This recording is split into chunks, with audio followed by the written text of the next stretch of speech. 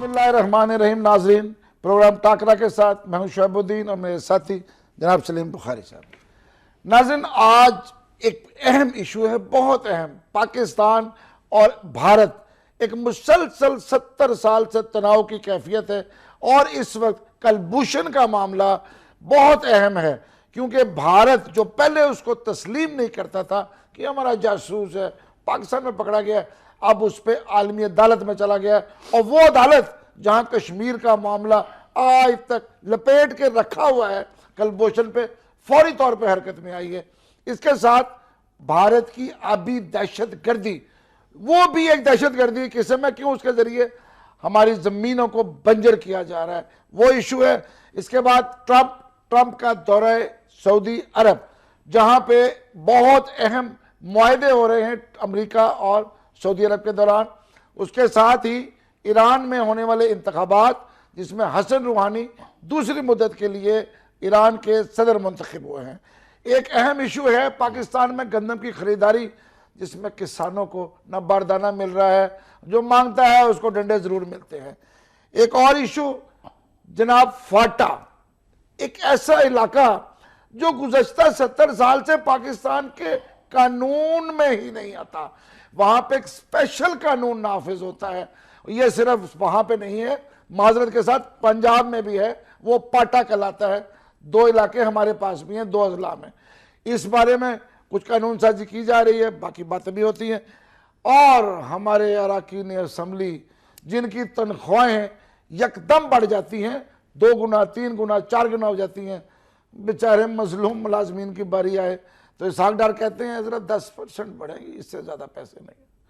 بخاری صاحب، یہ کیا ہمارے معاملات دن بدن بہتر نہیں ہو رہے ہیں؟ دیکھیے، بہتری تو ہونے کا امکان جو ہے وہ بہت کم ہمیشہ رہا ہے، ماضی میں بھی، اس وقت بھی وہی صورتحال ہے. لیکن آج آپ نے جن موضوعات کا تذکرہ کیا ہے نا، میرا دل بھی بڑا دکھایا آپ نے، اور مجھے غصہ بھی بہت زیادہ ہے. مجھے سمجھ میں نہیں آتی کہ میں ریئیکٹ اس کے اوپر کیسے کروں. آپ یہ دیکھیں، یہ جو کلبھوشن کا معاملہ ہے، وہ منیر نیازی نے کہا تھا ہمیشہ دیر کر دیتا ہوں میں، ہر صحیح فیصلہ کرنے میں حکومت نے دیر کی ہے. واہ، کیوں کی ہے؟ کیا اس کے اندر مصلحت ہے، ذاتی مفاد ہے، یا کچھ ذاتی مفاد ہے، نااہلی ہے، کمزوری ہے، کیا ہے؟ مجھے تو سمجھ میں کچھ نہیں آتا. یہ کلبھوشن کے معاملے کے اوپر تو کسی قسم کی تاخیر کی گنجائش ہی موجود نہیں تھی. آپ یہ دیکھیں کہ بھارت کیا کرتا ہے. اس نے افضل گرو اور قیوم بھٹ، مقبول بھٹ، ان 2 کو کسی سے پوچھا نہیں، انتظار ہی نہیں کیا کسی کا. ہم چیختے چلاتے رہ گئے، انہوں نے 1 سیکنڈ سے مقدمہ چلایا اور پھانسی دے کے فارغ کر دیا. جرم بھی بیچارہ پہ ثابت نہیں ہوا. دوسری بات یہ ہے کہ مجھے تو اس میں ایک سازش کی بو اس لیے آ رہی ہے کہ اتنی جلدی اتنی صورت سے تو عالمی عدالت انصاف نے کبھی آج تک نہ کوئی فیصلہ کیا، نہ کوئی سماعت کی. مجھے تو ان پھرتیوں کی سمجھ میں نہیں آتی. بخاری صاحب، آپ کو یاد ہے 1999 میں پاکستان کا طیارہ گرا دیا تھا انہوں نے، نیوی کا پٹرول جہاز تھا، قیمتی جانیں ضائع. اور جب ہم ان کے پاس گئے، ہمارا دائرہ اختیار نہیں، وہ بھارت نے آرگو کیا تھا کہ جی یہ عدالت کا دائرہ اختیار نہیں ہے، تو عدالت نے مان لیا، اور عدالت صاحب نے مان لیا 1 منٹ سے پہلے. اصل پرابلم یہ ہے کہ یہ جو ویسٹ ہے خاص طور سے، اور امریکہ جو ہے، جو بھارت کے پیچھے ہلا شیری کرا کے اس کو اس علاقے کا چودھری بنانے کی خاطر ہمارے سر پر سوار کر رہے ہیں. میرے خیال سے اس سے حتمی طور پر ہمارے حکمرانوں کو انکار کر دینا چاہیے. سر، وہ چین سے خوفزدہ ہیں. چین سے خوفزدہ ہونے کا مطلب یہ تھوڑی ہے کہ بھارت کو ہمارے اوپر سوار کر دیا جائے. یہ سوچ غلط ہے، یہ اپروچ غلط ہے. اور مجھے اس اور ہمارے پرانے دوست امریکہ کی سوچ ہے یہ. اور مجھے اس بارے میں تھوڑی سی ندامت اس لیے ہوتی ہے کہ ہمارے حکمران اپولوجیٹک کیوں ہیں، ہم اگریسو کیوں نہیں ہیں. آپ دیکھیے، کبھی آپ کو پچھلے کئی سالوں سے بھارت کی طرف سے کبھی ٹھنڈی ہوا آئی؟ ہم یہاں سے دوستی بھائی چارے کے پیغام دینے سے نہیں، جہنم کے شعلے نما کو آگ سی آتی ہے. دیکھیے، 2 باتیں اس کے اندر بہت اہم ہیں. ایک تو یہ کہ وینا کنونشن کا تو اس پر اطلاق ہی نہیں ہوتا، لہٰذا عالمی عدالت انصاف کو اس معاملے میں آنا ہی نہیں چاہیے. یہ جاسوس نہیں، دہشت گرد ہے. ایک بات آپ کو اور بتا دوں میں، مجھے تو اس بات پر اور بھی زیادہ حیرت ہے کہ قوانین کے مطابق، چاہے وہ ملٹری ایکٹ ہے پاکستان کا، یا پاکستان کے قوانین ہیں، یا عالمی قوانین ہیں، اگر کسی باقاعدہ فورس کا کوئی آدمی دشمن ملک میں پکڑا جائے، اسپائنیج کرتے ہوئے پکڑا جائے، تو it's an act of war. لیکن سینئر آفیسرز اور جونیئر. مجھے اس بات پر اور بھی زیادہ حیرت ہے کہ پچھلے کوئی 6-7 مہینے سے بھائی ترلے کرنے رہ گئے اب کہ خدا کے واسطے نواز شریف صاحب جی کلبھوشن کا نام اپنی زبان سے ادا فرما دیجئے. یہ ایک بہت اہم مسئلہ ہے کہ وہاں پہ گئے یو این او تو بھی بات نہیں کی, دیکھیں کہتے ہیں ڈوزیر دے دیا. اور بھارت کو دیکھیں, بھارت نے پہلے کہا ہم تو جانتے نہیں ہیں کون ہے جی, اب کیا ہوا, اور اب وہ مامے بن گئے اس کے سب سے بڑے. مامے نے کہتے بچہ ہمارا ہے. مطلب یہ ہے کہ نیشنلزم کو, نیشنل ڈیفنس کو, نیشنل انٹیگریٹی کو, نیشنل سیکورٹی کو ہمیں وہ اہمیت دینی پڑے گی. بخاری صاحب تھوڑا سا روک کے نا ہم ایک رپورٹ دیکھ لیں کلبھوشن کے بارے میں. چلیے جی جناب آئیے. دکھائیے.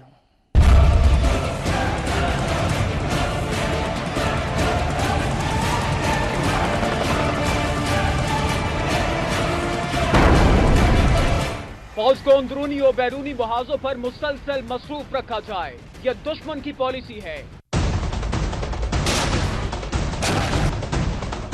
کبھی وہ کراچی میں بدامنی پھیلانے کے لیے عسکری ونگز بناتا ہے تو کبھی بلوچستان میں اربوں ڈالرز کی خفیہ فنڈنگ کے ذریعے پاکستان کو نقصان پہنچانے کی کوشش کرتا ہے.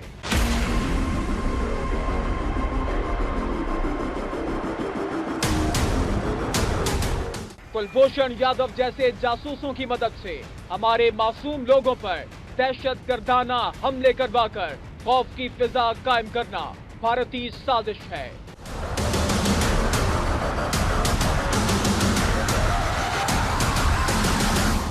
بلوچستان کو پاکستان سے الگ کرنا اصلی دشمن بھارت کا گھنونا ایجنڈا ہے. ان سازشوں کو بڑی شکست اس وقت ہوئی جب ایران کے راستے پاکستان میں داخل ہوتے کلبھوشن یادو کو ہماری سیکیورٹی ایجنسیز نے گرفتار کیا. کلبھوشن یادو کوئی عام جاسوس نہیں تھا. ایک طرف یہ بھارتی فوج کا حاضر سروس آفیسر ہے تو دوسری جانب بھارتی خفیہ ادارے رو کے پاکستان میں خصوصی مشن کا سربراہ تھا. I am Commander Kulbhushan Jadhav.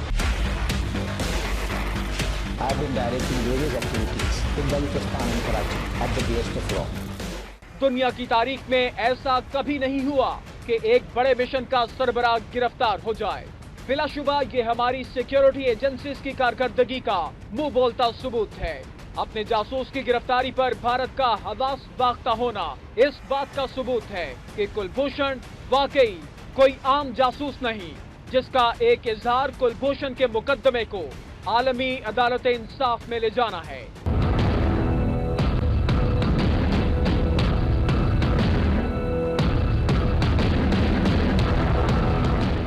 یہ وہی بھارت ہے جو بھول گیا کہ کشمیر کے متعلق عالمی عدالت انصاف میں اس کے خلاف بھی ایک درخواست کئی اشروں سے زیر التوا ہے. عالمی عدالت انصاف کا اس تیزی سے مقدمے کی سماعت کرنا اس بات کی واضح دلیل ہے کہ بھارتی اثر و رسوخ اس کیس پر اثر انداز ہو سکتا ہے. The Pakistani authorities had made it clear that Commander Jadhav was not eligible for consular access.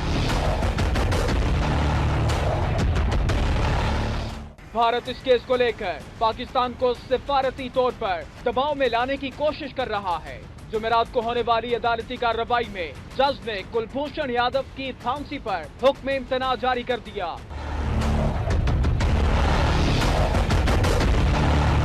Bharat Vienna convention کو بیچ میں لاتے ہوئے ایک دہشت گرد کے لیے استثناء مانگ رہا ہے. پاکستان یہ واضح کر چکا ہے کہ کلبھوشن یادو ایک دہشت گرد ہے جو اپنے جرائم کا اعتراف کر چکا ہے. ویانا کنونشن اس پر لاگو نہیں ہوتا. چاہے اس کے لیے جو بھی کرنا پڑے کلبھوشن یادو کے ساتھ نیائے ہوگا. پاکستان پر فرض نہیں کہ وہ عالمی عدالت کا فیصلہ تسلیم کرے.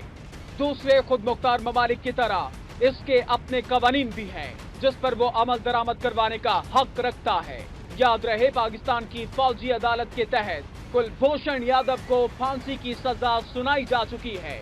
اس بات سے قطع نظر کہ پاکستان کو عالمی عدالت جانا چاہیے تھا یا نہیں, تمام سیاسی جماعتوں کو پوائنٹ اسکورنگ کی بجائے قومی مفاد کو مد نظر رکھتے ہوئے اپنا لائحہ عمل بنانا ہوگا.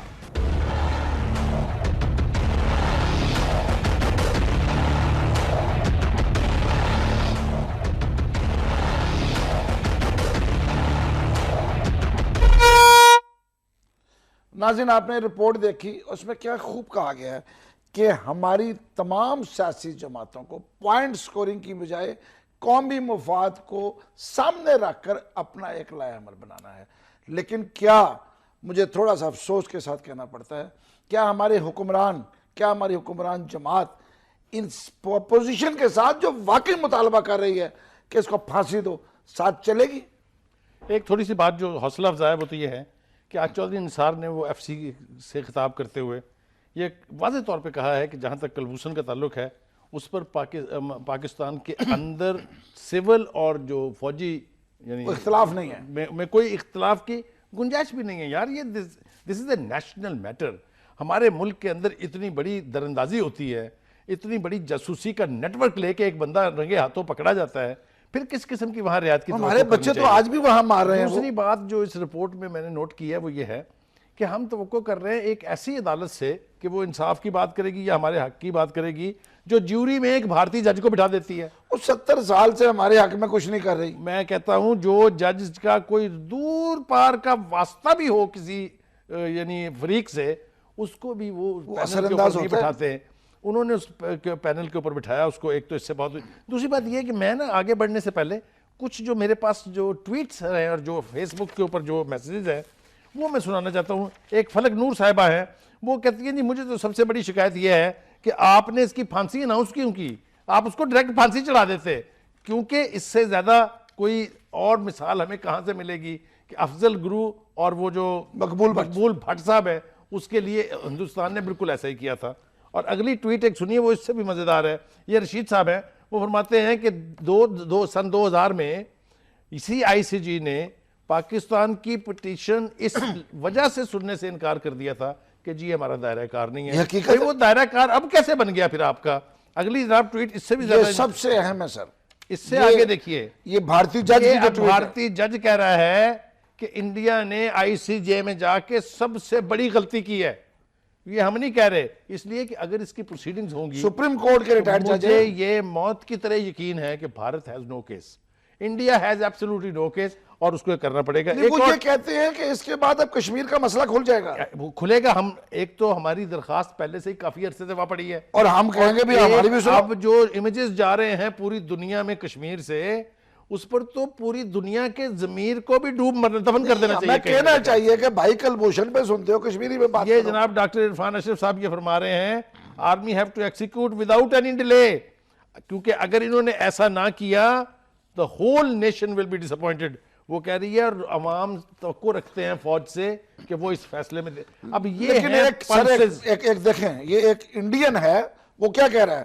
وہ کہتا ہے پاکستان still hangs، کہ اگر پاکستان اس کے باوجود پھانسی دیتا ہے تو بھارت میں موجود تمام پاکستانی گلوکاروں اور اداکاروں کو پھانسی دے دو جو ہمارے پاس پیسے کما رہے ہیں. دیکھیے یہ وہ دیکھیں انتہا پسندی کی دوسری حالت. کریکٹ. جب مودی وہاں کا وزیر اعظم ہوگا، جب آر ایس ایس کھل کے کھیل رہی ہوگی تو پھر یہی ہوگا. عوام بھی ایسی ہیں. اور ایک بات میں آپ کو بتا دوں، مجھے وہ ایک کامنٹ یاد ہے خاص طور سے، انہوں نے کہا مودی ہندوستان کے لیے اللہ تعالیٰ کا ایک ایسا تحفہ ہے جو اس قوم کو برباد کر کے چھوڑے گا، تقسیم کر کے چھوڑے گا. ٹھیک ہے، ملک بنیں گے سارے اس کے. اس وقت ہم جس چیز کو فوکس کیے ہوئے وہ یہ ہے کہ Pakistan has a strong case.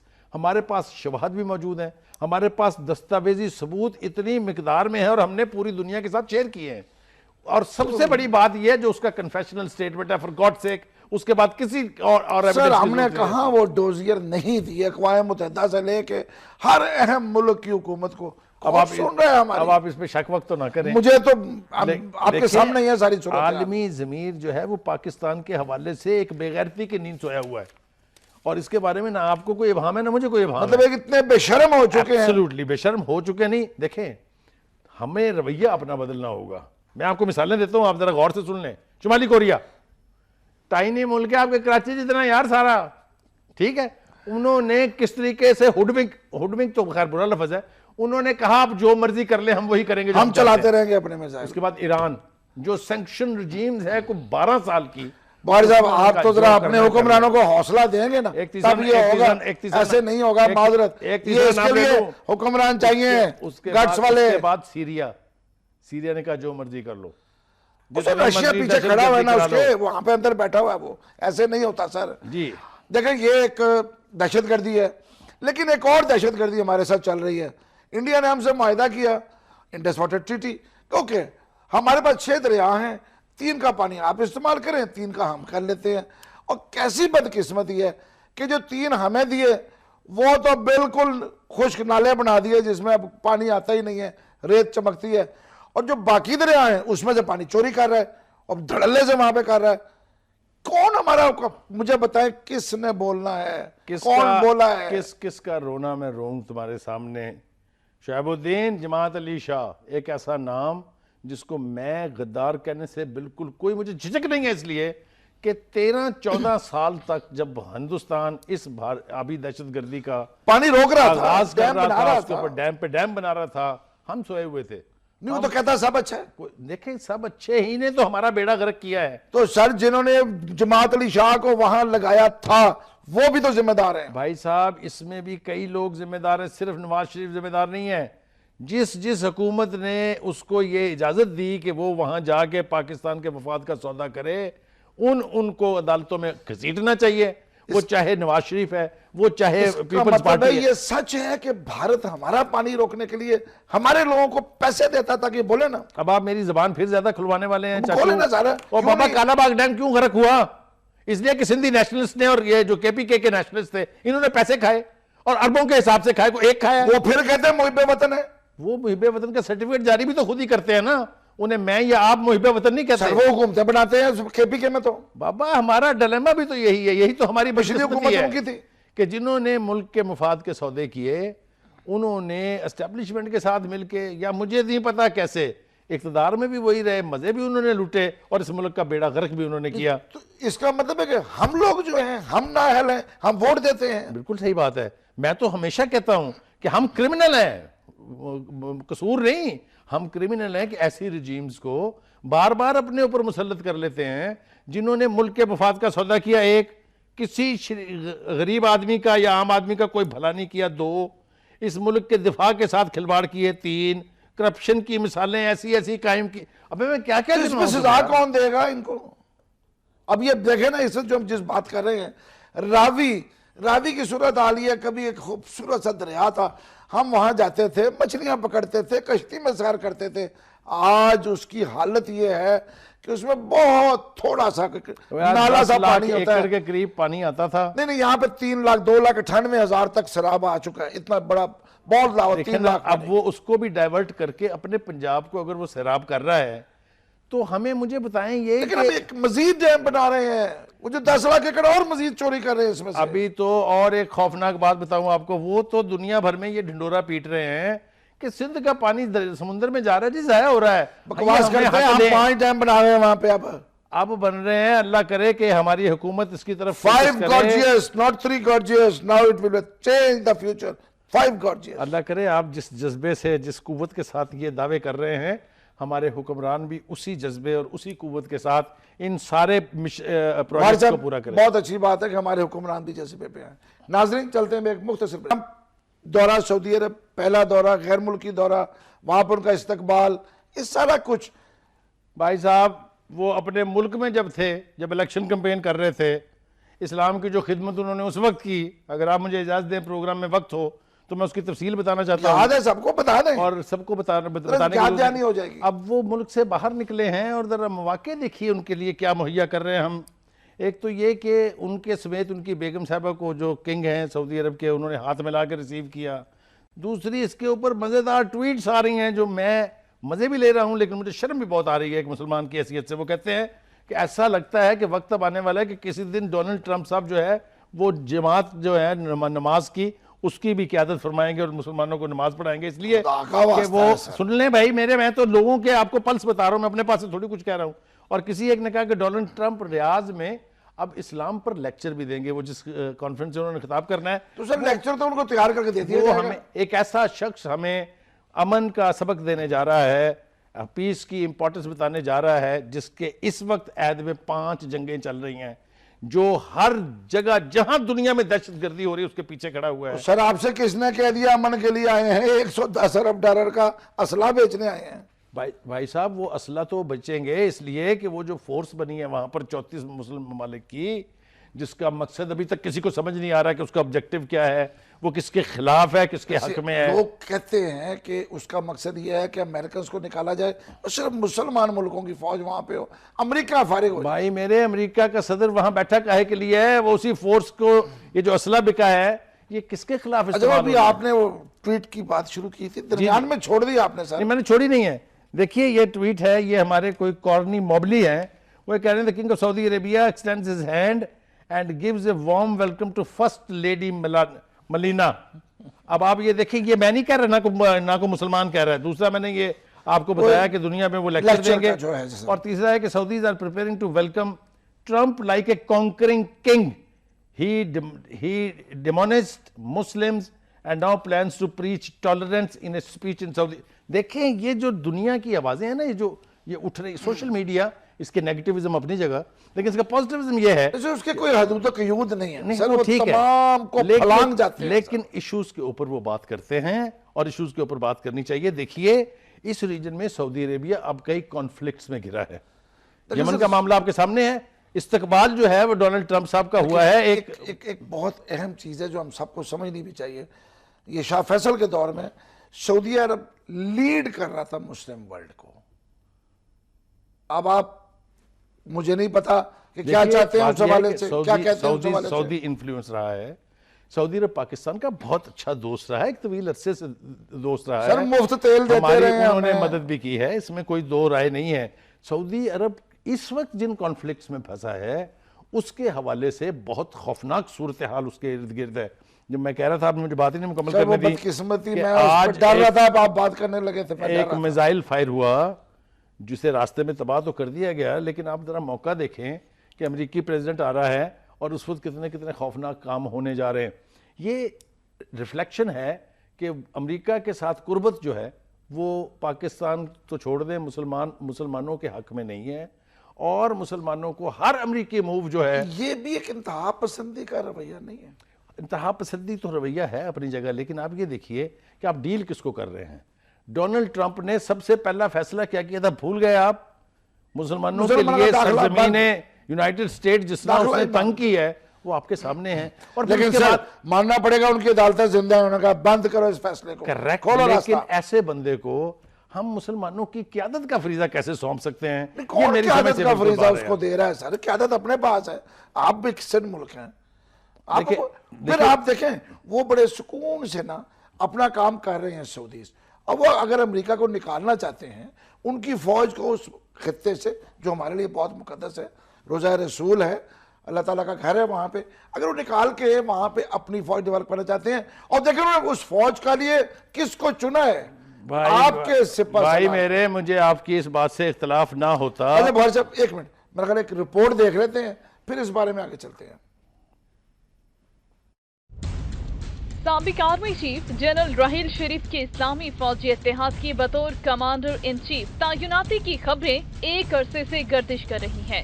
دفاعی تجزیہ کار اور سیاسی رہنماؤں سمیت عالمی میڈیا میں بھی اس کا خصوصی ذکر ہوتا رہا ہے کہ یہ فیصلہ پاکستان کے حق میں ٹھیک ہے یا نہیں. اس بات سے کسی کو اختلاف نہیں کہ آپریشن ضرب عزم کے ذریعے ملک کے طول و عرض سے دہشت گردوں کا صفایا کرنا ہو یا ایل او سی پر دشمن کو اسی کی زبان میں جواب دینا ہو, راحیل شریف نے اپنی صلاحیتوں کا لوہا دنیا بھر میں منوایا. یہی وجہ ہے کہ سعودی عرب کے زیر قیادت نیٹو طرز پر بننے والے 55 اسلامی ممالک کے فوجی اتحاد کا سربراہ سابق آرمی چیف کو بنایا جا رہا ہے. پاکستان اور سعودی عرب کے درمیان تاریخی برادرانہ تعلقات ہیں. دونوں ممالک نے ہر محاذ پر ایک دوسرے کا ساتھ دیا ہے.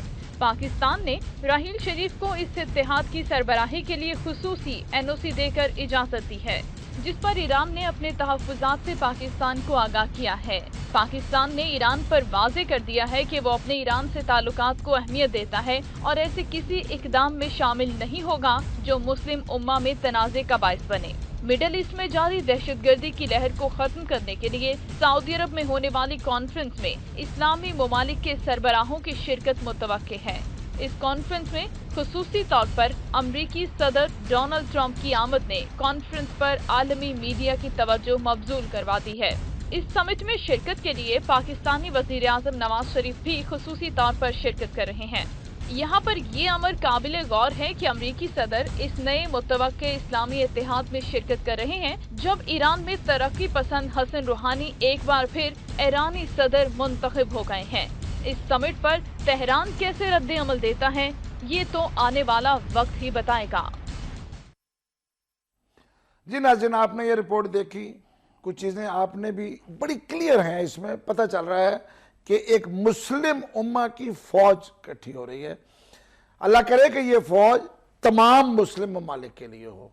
लेकिन आज एक अहम चीज़ जो नज़र आ रही है वो है ईरान का इलेक्शन, जिसमें ईरानी सदर। भाई साहब रुकिए जरा एक मिनट, आप अच्छा, आराम आपने से इसमें बोलना है? रिपोर्ट के बाद आप आराम आप से नहीं चल छोड़ेंगे रहे हैं। इसको? नहीं नहीं नहीं, ऐसा कैसे हो सकता है? देखिए, दो बातें हैं। एक तो ये कि पाकिस्तान के साबिक आर्मी चीफ उस फौज के सरबराह हैं और हमने एनओसी जारी किया है, लिहाजा हम समझते हैं ये कि अल्लाह ना करे ऐसा नहीं होगा कि किसी मुसलमान मुल्क के खिलाफ कोई एक्शन ये तो फौज पहले करे। दुआ करिए ये। लेकिन ये खदशात मौजूद हैं।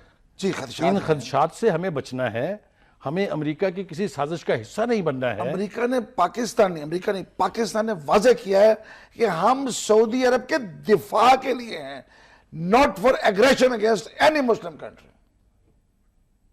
देखिए मेरी बात, मैं फिर आपसे कह रहा हूं, अगर तो ऐसा फिर तो क्या बात है, यही बचाता हूं। लेकिन अगर उस रीजन के दूसरे मुसलमान ममालिक के खिलाफ एक्शन होना है, वहां ईरान मौजूद है, वहां अजरबैजान मौजूद है, वहां इराक मौजूद है, वहां सीरिया मौजूद है, अगर ये कॉन्फ्लिक्ट वहां उस तरफ डाइवर्ट हो जाएगा और ये फौज उधर लड़ेगी, फिर अल्लाह खैर करे। यही तो दुश्मन, जो मुसलमानों के दुश्मन है, वो यही तो चाहते हैं। आपको ये खौफ है कोई साजिश ना हो जाए और हमें आपस में लड़ा दिया जाए? अल्लाह ना करे ऐसा हो, मैं दुआ कर रहा हूं बार बार, लेकिन इसके बारे में आंखें खुली रखनी पड़ेंगी। ये आंखें खुली रखने एंगेजमेंट वाली होते बात हुए है। मिनट लगता है कि याद आपका क्या रखिए। ख्याल है, राहील शरीफ जैसा समझदार सिपह सलार जिसने पाकिस्तान में 3 साल जब ये कहा गया आ गए मार्शल आ गए, नहीं कुछ नहीं नहीं, उन्होंने एक ये बड़ा वाज़ेह ऐलान किया था कि मैं किसी भी, खास तौर से ईरान के हवाले से कहा था कि मैं किसी ऐसे कॉन्फ्लिक्ट का हिस्सा नहीं बनूंगा जिसका हदफ जो है वो लिहाजा ईरान हमें तवक्को रखनी चाहिए। आज ये ईरान में इलेक्शन मुकम्मल हो गया है, 58% वोट लेके जनाब रूहानी साहब जो हैं दूसरी मुद्दत के लिए मुंतखब। देखिए, पहली बात तो ये कि कोई तब्दीली तो नहीं हो रही, इसका ईरान मतलब के है। इलेक्शंस का, क्योंकि एक इलेक्शन मैंने कवर किया हुआ है, उसका एक हुस्न ये है कि अगर कोई कैंडिडेट 50% से कम वोट ले तो इलेक्शन दोबारा होता है। दोबारा होगा। एक तो ये। दूसरी बात ये है कि एक रवायत रही है कि जो भी एक दफ़ा इलेक्ट हुआ उसने 2 टर्म ज़रूर की हैं, चाहे वो अहमदी निजात जैसा, मतलब स्ट्रॉन्ग, आपको याद है उसके बयानात, आप याद करें अखबारों की के फ्रंट पेज सज जाते थे उसकी सुर्खियों और से। भी वो था जब ईरान को आइसोलेट कर दिया गया था। करेक्ट। तो एक बात तो ये है कि ईरान हमारा दोस्त है और रूहानी साहब 2 दफ़ा पाकिस्तान आ चुके हैं और पाकिस्तान की टॉप लीडरशिप के साथ उनके इंटरेक्शंस जो हैं उसमें एक भाईचारे की फिजा मौजूद रही तो है। हमेशा ही भाईचारा रहा। अब चूंकि थोड़ी सी गलतफहमियां पैदा करने की कोशिश की गई, खास तौर से कलबूसन के हवाले से, मैं आपको मजेदार बात बताऊं, मैं बलूचिस्तान में था, वहां 3 बड़ी हाई लेवल हमारी जो है वो ब्रीफिंग्स हुई। उसमें हमें बताया गया, ये आम तासुर ये था कि शायद कलबूसन को ईरानियों ने इजाज़त दी थी कि वहां काम करो, या इनकरेज किया था कि वहां काम करो, या भारत के साथ कोई अंडरहैंड सौदेबाजी असल थी। चीज ये थी। लेकिन न सिर्फ ये कि उसकी वजाहत हुई, बल्कि ये कहा गया कि कलबूसन के बाद जो उसका नेटवर्क है उसको पकड़ने में ईरान ने हमारी मदद की। अगर तो ऐसा ही है, मैं जो कह रहा हूं वो ठीक है, तो फिर तो हमारी वो भाईचारे की फिजा कायम रहती है। लेकिन अगर वो खदशात जिनका इजहार सोशल मीडिया पे किया जा रहा है, अभी को 10 दिन पहले बड़ा खौफनाक सा बयान आया था सर उधर। देखिए, वो गुजारिश ये है कि बॉर्डर की जो सिचुएशन है, जिस तरह अफगानिस्तान के साथ हमारे कॉन्फ्लिक्ट चल रहे हैं, इसी तरह इधर भी है। आपको याद होगा एक सीरीज चली थी कि जो जायरीन जाते थे ईरान की तरफ, उनकी बसें रोक रोक के शनाख्ती कार्ड देख देख किसने के। मारा? दहशतगर्दों ने। Correct. दहशतगर्द कौन थे? कलभूषण की कंपनी थी। करेक्ट।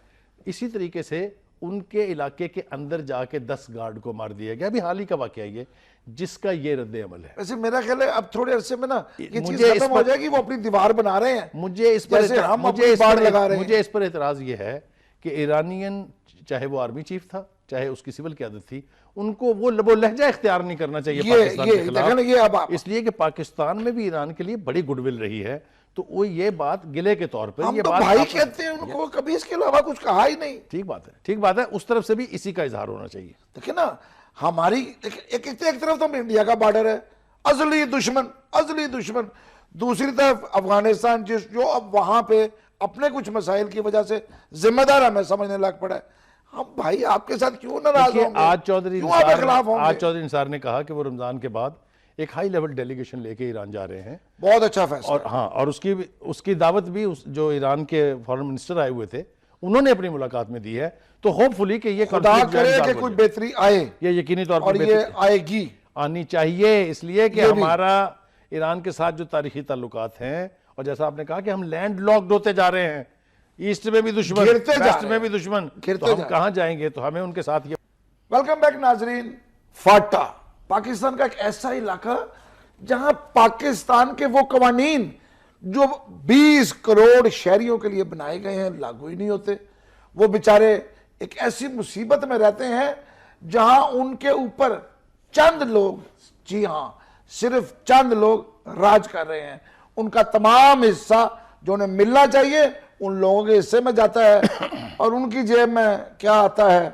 بخاری صاحب تبدیلی آنے لگی ہے تو کیوں مداخلت پہلی کرتے بات ہیں؟ تو یہ ہے شہاب الدین کہ یہ ہم نے غفلت کا اظہار کیا اس طرف سے، ان کو اسی طریقے سے فیڈرلی ایڈمنسٹریٹو ٹرائبل ایریا رہنے دیا، جس کی وجہ سے نتیجہ کیا نکلا؟ مذاق ہے سر. نتیجہ یہ نکلا شمالی وزیرستان، تاریخ آپ اٹھا کے دیکھ لیں پچھلے سالوں کی، جنوبی وزیرستان، جنوبی وزیرستان، فاٹا، وانا، نیم دیم دا ایریا، شوال، یہ اس میں دہشت گردی نے اس لیے روٹس لیے کہ یہ علاقہ پاکستان کے عام قوانین کے تحت نہیں تھا، وہاں نہ فوج تھی نہ پولیس تھی، وہ اور خود ہی چل رہا تھا جس سارا. کی لاٹھی اس کی بھینس ٹرائبل چیفٹن سسٹم چل رہا تھا، اسلحے کے زور پہ وہاں گورن کیا جاتا تھا.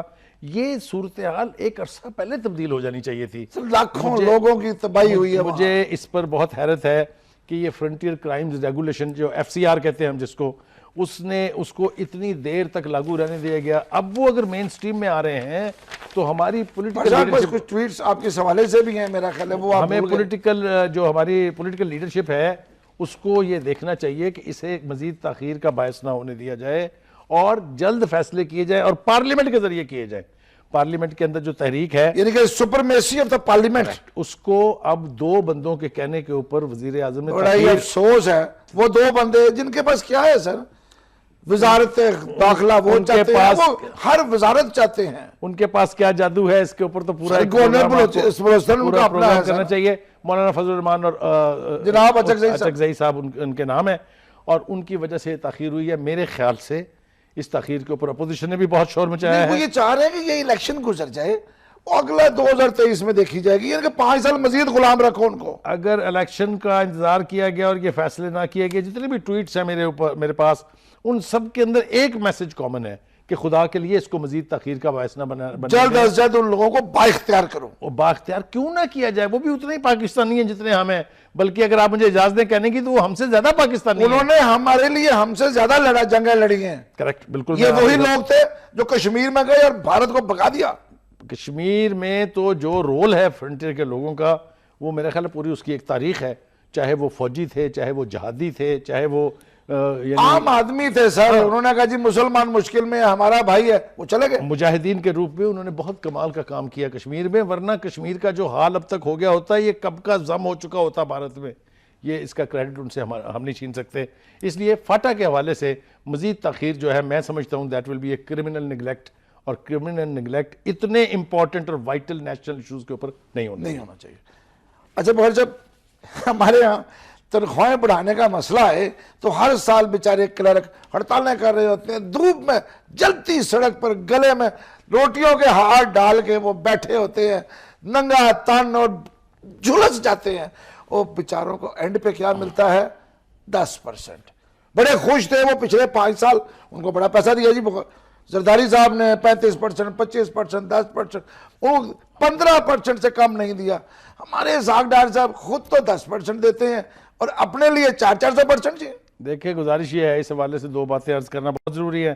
ایک تو یہ کہ ہمارا جو غریب آدمی، خاص طور سے جو کلرک اور ٹیچرز جو ہیں، یہ بہت بڑا سیگمنٹ ہے ہماری سوسائٹی کا. ان کے ساتھ سڑکوں کے اوپر ہم نے تنخواہیں بڑھانے کے مطالبے کے حوالے سے کس نوعیت کا تشدد دیکھا ہے اسٹیٹ کا. مارا بھی جاتا ہے. مجھے تو شرم آتی ہے کہ جس ملک میں استاد کا یہ عالم ہو، یہ کیفیت ہو اس کی، اس پر ڈوب مرنا چاہیے میرے خیال سے. تنخواہ دیتے کیا؟ دوسری بات جو یہ ہے، وہ یہ کہ یہ جو دور آیا ہے خاص طور سے پچھلے 5 سال جو مسلم لیگ نون کی حکومت ہے، یہ تو میرے خیال سے پارلیمنٹرین کو راس آ گئی ہے. وہ تو یہ دعا کریں گے کہ اللہ کرے کہ سدا ہمارے اوپر قائم رہیں. اس لیے اچھا اسی لیے یہ بڑھائی جاتی ہے تاکہ یہ آپ سینٹ سے شروع ہو جائیں، نیشنل اسمبلی آ جائیں. نیشنل اسمبلی سے چاروں صوبائی اسمبلیوں نے وفاداریوں کے لیے ہوا نا 400% اپنی تنخواہیں اور الاؤنسز بڑھا لیے ہیں، اور غریب آدمی کو 10% دیتے ہوئے بھی موت پڑتی ہے. بخاری صاحب تنخواہیں تو بڑھاتے ہیں، نوکری تو کرو. نہیں نوکری کیا کرو، وہ اپنا کام نہیں کرتے، وہ اسمبلی میں جاتے ہی نہیں، 4 سال میں بولتے نہیں. ایک جعلی حاضری لگ جاتی ہے. جعلی حاضری لگ جاتی ہے. میں دوسرا ذکر کروں گا، آپ کو تکلیف ہوگی. 4 6 مہینے سال اسمبلی سے پرے رہتے ہیں، پھر آگے چپکے سے تنخواہیں اور مرات سب لے جاتے ہیں، سب لے جاتے ہیں. میں تو ان کی بات کر رہا ہوں جو اسمبلی آتے ہی نہیں. سر دیکھیں، میں معذرت کے ساتھ میں تینوں کا ذکر کروں گا. جناب نواز شریف صاحب مجھے بتائیں کتنی دفعہ جتنے دورے کیے ہیں اس سے کم دفعہ اسمبلی میں گئے ہیں. جناب میاں شہباز شریف صاحب وہ تو بیچارے سمجھتے ہیں شاید یہ چھوت ہے، چھوڑو ان کو نہیں ملنا. جناب عمران خان صاحب اب بھئی اپوزیشن لیڈر تم ہو، خورشید شاہ تو چلو ویسے ہی بنا ہوا ہے نا. عمران خان صرف 5 دفعہ گئے اسمبلی میں 5-4 سال میں. یہ کیا کر رہے ہیں یہ لوگ؟ کس جگہ پہ کس کا پیسہ ہے جو ضائع کر رہے ہیں؟ یہ پیسہ ان کو اس لیے دیا جاتا ہے کہ یہ وہاں بیٹھ کے قوم کی تقدیر بدلیں، قانون ایسے سازی فیصلے کریں، ایسے قوانین بنائیں جس سے عام آدمی کا بھلا ہو. لیکن یہ کر کیا رہے ہیں اس کو تو میرے خیال سے بہت ہی بدقسمت سن کے بہت شرم آتی ہے. یار بدقسمتی تو کیا ہے. ایک جو ایشو ہے وہ یہ ہے کہ تنخواہ تو لیتے ہیں، حاضری لگاتے ہیں، بھاگ جاتے ہیں، کورم اپوزیشن نشاندہی کرتی ہے. بھائی میں نے کہا نا کہ وہ صرف آتے ہیں وہاں پر اپنی مراعات لینے کے لیے، کوئی ذمہ داری ان کے اوپر نہیں ہے. کوئی سر پیسہ کس کا ہے؟ میرا.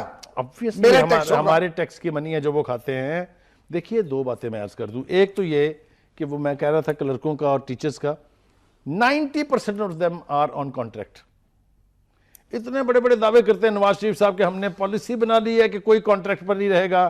ان کا وہی حال ہے، وہ اسی طرح سڑکوں کے اوپر رول رہے ہیں، وہ اسی طریقے سے مطالبات کر رہے ہیں، اور اسی طریقے سے مین ہینڈل کیا جا رہا ہے ان کو پولیس نے. اور یار واٹر ٹینکرز کے ساتھ وہ کیا کہتے ہیں اس کو، واٹر کینن کے ساتھ واٹر کینن کے ساتھ نہلاتے ہیں ان کو کہ چلو یار گندا سا ہے بیچارہ صاف ستھرا ہو آپ جائے گا. ٹیچروں کے ساتھ یہ سلوک کریں گے. یار میں تو یہ سمجھتا ہوں دنیا میں یہ امیجز جہاں جاتے ہوں گے وہاں پاکستان کے بارے میں کیا سوچا جاتا ہوگا جس معاشرے میں استاد کی عزت نہیں ہے. ہاں یہ ایک بدقسمتی ہے. مجھے بعض دفعہ تکلیف پتہ کب ہوتی ہے بخاری صاحب؟ جب گریڈ 18 یا 19 کا کوئی ڈی ایم جی یا پی سی ایس افسر ہوتا ہے، اس کے سامنے گریڈ 21 کا 20 کا پروفیسر گڑا رہا ہوتا ہے. یہ ہمارے معاشرے کے اندر کی کنٹرڈکشنز ہیں. اس کے اوپر ہمیں بات بھی کرنی چاہیے، اور ہمارے جو حکمران ہیں ان کو یہ سوچنا چاہیے کہ 2 ہی شعبے ہیں فنڈامنٹل نوعیت کے، ایک ہیلتھ ہے، دوسرا ایجوکیشن ہے. بلکہ اگر آپ مجھے اجازت دیں تو پہلا ایجوکیشن ہے. ایجوکیشن کے ساتھ یہ بدسلوکی، یہ ستیلی ماں والا سلوک جو ہے، یہ ان کے اوپر بہت نیگیٹو ریفلیکشن ہے. سر آپ باہر جا کے دیکھیں، تعلیم نہ ہونے کا صحیح ہونے کا نتیجہ جو ہے آپ کو پبلک نظر آ جائے گی کس قسم کے حالات ہیں. لوگ اشارے ایسے توڑتے ہیں جیسے قانون کوئی نہیں ہے. اس لیے کہ تربیت نہیں ہے، نہ تعلیم ہے. اس کی ایک اور بھی بڑی وجہ ہے جس کی طرف اشارہ کرنا بہت ضروری ہے، وہ ہے کہ ہمارے ہاں کو 4 پیرلل سسٹم چل رہے ہیں ایجوکیشن کے. بہت اہم، بہت یہ بھی اہم. بہت بڑا ایشو. اس کے اوپر ہم کسی وقت تفصیل سے بھی بات جس کے کریں گے. پاس پیسہ ہے وہ جائے گا امریکن کے پاس، کریکٹ، اور پیسہ دے گا ڈالرز میں. کیسا مذاق ہے سر؟ ڈالرز میں پیسے دو. مجھے یہ بتائیں کہ ایک غریب کا بچہ جو ٹیلنٹڈ ہے، جس کے اندر ہنر ہے، جس کو سر وہ ٹاٹ اسکول میں جس پڑھتا کے پاس ہے، میرٹس ہیں، نہ چھت ہے، نہ دیوار ہے، نہ باتھ روم ہے، نہ پانی صاف ہے. ذمہ دار کا تو حساب کریں نا ہم، جو اس حکمران، کے ذمہ دار ہیں حکمرانوں کا، ان کو ہمیں کنڈیم تو کرنا ہی چاہیے. لیکن میں پھر کہہ رہا ہوں میرا خیال ہے اس حوالے سے نا ہمیں پورا ڈیٹا اکٹھا کر کے لانا چاہیے. اس میں ڈیٹا سامنے ہے بھائی. آپ دیکھیں ہمارا ڈیٹا تو یہ کہتا ہے آدھے اسکول ہی بند کر دیے انہوں نے. ہمارا لٹریسی ریٹ سٹیٹک ہے، جہاں تھا وہیں کھڑا ہے. ہمارے بعد آزاد ہونے والے ممالک 90% میں سری لنکا سر، سارک کے ملکوں کو دیکھ لیجئے، 90 سے کم کوئی نہیں ہے. ہم ابھی بھی دعویٰ 34% بنگلہ کرتے ہیں. دیکھیں کہاں چلا گیا. 90 میں ہے وہ بھی. ہم جو ہے وہ 34% دعویٰ کرتے ہیں، 27% ہے. ہم دانش اسکول بنا رہے ہیں. دانش اسکول ہم نے بنائے ہیں، شاید انٹینشنز بری نہیں تھی، لیکن جس طریقے سے انہیں چلایا گیا، سر اور وہ جو ایک کانفلکٹ پیدا ہوتا ہے، پیسے کا ضیاع، نہیں، جو اس کا سب سے زیادہ خوفناک اسپیکٹ ہے وہ ہے کلاس کی کریشن کے ہم باقاعدہ اپنے سسٹم کی وجہ سے نہیں، غریب کا بچہ امیر میں پڑھا رہے، بیچارہ گھر تو اسی میں جا کے رہے گا نا واپس سے. ہاں وہ کانفلکٹ جو ایک بن رہا ہے نا، کلاس کانفلکٹ، اس کی وجہ ہے یہ اس طرح کے سکولوں کا بنایا اور جانا. جعلی انگریزی اسکول گلی گلی محلے محلے کھلے اس کی بجائے اگر وہ ہمارے سرکاری اسکول جو ہیں ان کے سسٹم کو بہتر کرتے، اور بخاری صاحب وزیروں کے بیٹے بھی وہیں پڑھنے جاتے. ایشو وہی ہے کہ جب تک پاکستان میں صرف سرکاری اسکول ہوں گے، صرف وہاں پہ استاد سرکاری پڑھائے گا، تب تک نظام بہتر نہیں ہوگا. جی ناظرین، آپ نے آج دیکھ لیا کہ ہم نے جو سب سے اہم آخر میں بات کی ہے وہ سب سے اہم ہے. کیوں؟ وہ ہے تعلیم، تعلیم اور تعلیم. تعلیم کے بغیر کوئی معاشرہ، کوئی ملک ترقی نہیں کر سکتا. ہمیں سب سے زیادہ توجہ تعلیم پہ دینا ہوگی. آج تک کے لیے اتنا ہی. اجازت دیجئے. جناب سلیم بخاری اور شعیب الدین کو اگلی دفعہ پھر ملیں گے. اجازت. اللہ حافظ.